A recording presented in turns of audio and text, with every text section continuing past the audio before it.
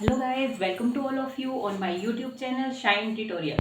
सो guys, कल हमने GK का सेक्शन शुरू किया था। एचपी जीके में सबसे पहले जो हम स्टडी करने जा रहे हैं वो है कांगड़ा डिस्ट्रिक्ट। उसके बारे में कल कुछ हमने बेसिक इंफॉर्मेशन जो थी वो आपके साथ शेयर करी थी। तो आज हम जो है वो कांगड़ा के इतिहास के बारे में जो है वो पढ़ेंगे। ठीक है, कांगड़ा का इतिहास जो है वैसे तो वो बहुत पुराना है, क्योंकि कांगड़ा के जो इतिहास का जिक्र है वो आपको महाभारत काल में भी मिलता है। क्योंकि महाभारत काल में जो सुशर्मा था उसने जो कौरवों की मदद की थी, जो पांडवों के खिलाफ युद्ध लड़ा था वो कांगड़ा से ही थे। ठीक है, तो इसमें जब कांगड़ा के इतिहास के बारे में अगर हम बात कर रहे हैं, ठीक है, तो इस इतिहास को पढ़ने के लिए हमें जो है कांगड़ा रियासत, गुलेर रियासत, नूरपुर, सीबा, दत्तारपुर और बंगाल के बारे में स्टडी करना पड़ेगा। तो हम बारी बारी से इन सभी के बारे में डिस्कस करेंगे। इससे इन सभी में सबसे मेन जो है वो हमारी कांगड़ा रियासत है। ठीक है, और यहाँ जो सबसे पहले जो कांगड़ा रियासत की बात करी थी वो यूरोपियन थे, एक यात्री थे कनिंघम। उन्होंने कहा था कि जो हमारे पास सतलुज और रावी के बीच की जो रियासतें आती थी वही सारी मिलकर जो थी वो कांगड़ा रियासत को बनाती थी। ठीक है, तो चलिए बारी बारी से इन सभी के बारे में हम डिस्कस करते हैं। ओके, तो सबसे पहले जो है हम डिस्कस करते हैं कांगड़ा रियासत के बारे में। ठीक है, जो सबसे मेन है, कांगड़ा रियासत का जो प्राचीन नाम है वो त्रिगृत है। ठीक है, त्रिगृत का अगर हम शाब्दिक अर्थ देखें तो क्या है, तीन नदियां। तीन नदियों में कौन कौन सी नदियां आती हैं हमारे पास, रावी, सतलुज और ब्यास।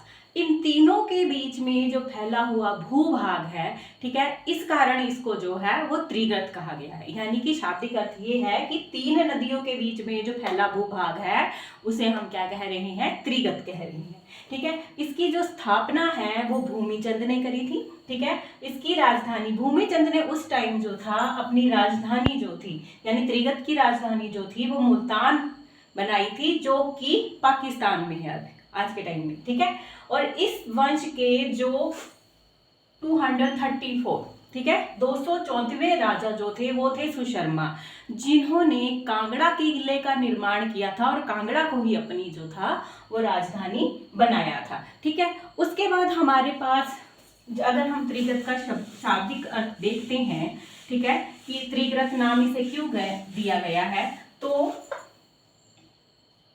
बाणगंगा,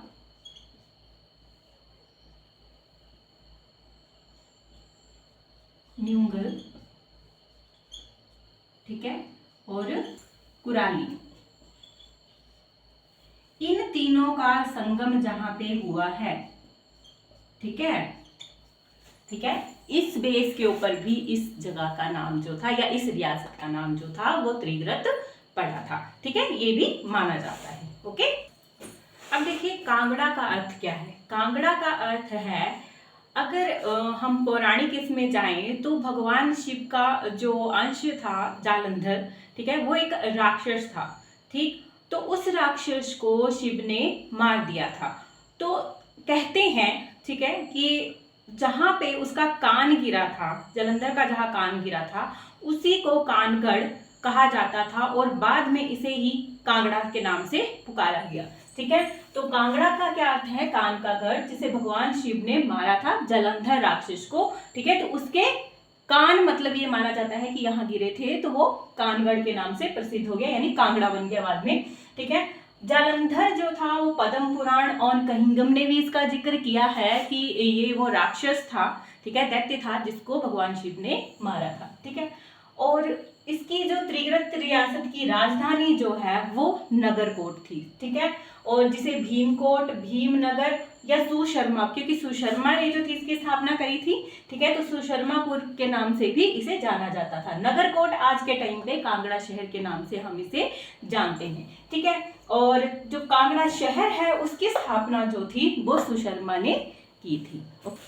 अब देखिए महमूद गजनवी जो था उसके जो दरबारी थे उन्होंने अपनी अपनी पुस्तकों में इसका अलग अलग विवरण दिया है। ठीक है, उत्तवी जो था उसने जो त्रिगृत था उसे भीमनगर के नाम से संबोधित किया है, फरिश्ता ने इसे भीमकोट और अलबरूनी ने इसे नगरकोट की संज्ञा दी है। ठीक है, त्रिगत अगर हम देखें तो इसका जिक्र जो है वो महाभारत काल में भी मिलता है, ठीक है, पुराणों में भी इसका जिक्र है और राजतरंगिणी के अंदर भी इसका जिक्र किया गया है। पाणिनि के अष्टाध्याय में जो था इसी त्रिगत को आयुध जीवी के नाम से जाना गया है, ठीक है, वहां लिखा गया है आयुध जीवी के। अगर बात करते हैं महाभारत काल में तो हमने पहले भी डिस्कस करा कि सुशर्मा जो था उसने कौरवों का साथ दिया था, पांडवों के खिलाफ लड़ा था ये राजा, और उसने मत्स्य देश का जो राजा था जिसका नाम था विराट, उसके ऊपर उसने आक्रमण किया था। ओके, अब देखिए कौन कौन से यूरोपीय यात्री जो थे जिन्होंने कांगड़ा की यात्रा की थी। तो सबसे पहले था थॉमस कोरियाट, ये कई जगह पे कोरियाट भी लिखा है, कई जगह पे कोरियाट भी लिखा है, ठीक है, तो ये एक ही है, थॉमस कोरियाट 1615 ईस्वी में जो था ये कांगड़ा आया था, ठीक है। उसके बाद है थेबनाट 1966 ईस्वी में आया था, फॉस्टर जो था 1783 ईस्वी में आया था, और विलियम मूरक्राफ्ट जो थे वो 1832 ईस्वी में यानी कि 1832 ईस्वी में जो थे वो उन्होंने कांगड़ा की यात्रा करी। ओके, राजतरंगिणी के अनुसार जो है 470 ईस्वी में और 520 ईस्वी में, 470 ईस्वी में श्रेष्ठ सेना ने और 520 ईस्वी में प्रवर सेना ने, ठीक है, और ये दोनों ही सेना जो थी वो कश्मीर के राजाओं की, ये दोनों ही राजा जो थे वो कहाँ के थे, कश्मीर के थे, ठीक है। इन्होंने जो थी त्रिगत पर आक्रमण किया था, ठीक है। हेमस्वांग जो कि चीनी यात्री है, इनका नाम सुना होगा आपने, 635 ईस्वी में जो थे ये कांगड़ा में आए थे। उस टाइम जब ये कांगड़ा में आए तो राजा उदितो, कई जगह पे इसका नाम उदीमा भी लिखा है, ठीक है, तो इनके मेहमान बन के जो थे ये फर्स्ट टाइम आए थे। उसके बाद दोबारा से फिर ये कांगड़ा आए थे 643 ईस्वी में, ठीक है। राजा पृथ्वीचंद जो थे उन्होंने कश्मीर के राजा शंकर बर्मन के खिलाफ जो था यानी उनके विरोध में जो था वो युद्ध लड़ा था, ठीक है। तो आज हम यहीं तक करते हैं, आगे जो मध्यकालीन इतिहास है कल हम वो स्टार्ट करेंगे, ठीक है। और अगर कोई जीके के बारे में और भी आप मेरे को कोई सुझाव देना चाहते हैं तो प्लीज़ कमेंट बॉक्स में ज़रूर बताइएगा, और मेरे जो चैनल है उसको सब्सक्राइब भी करिएगा, लाइक भी करिएगा और शेयर भी करिएगा। So thank you for today.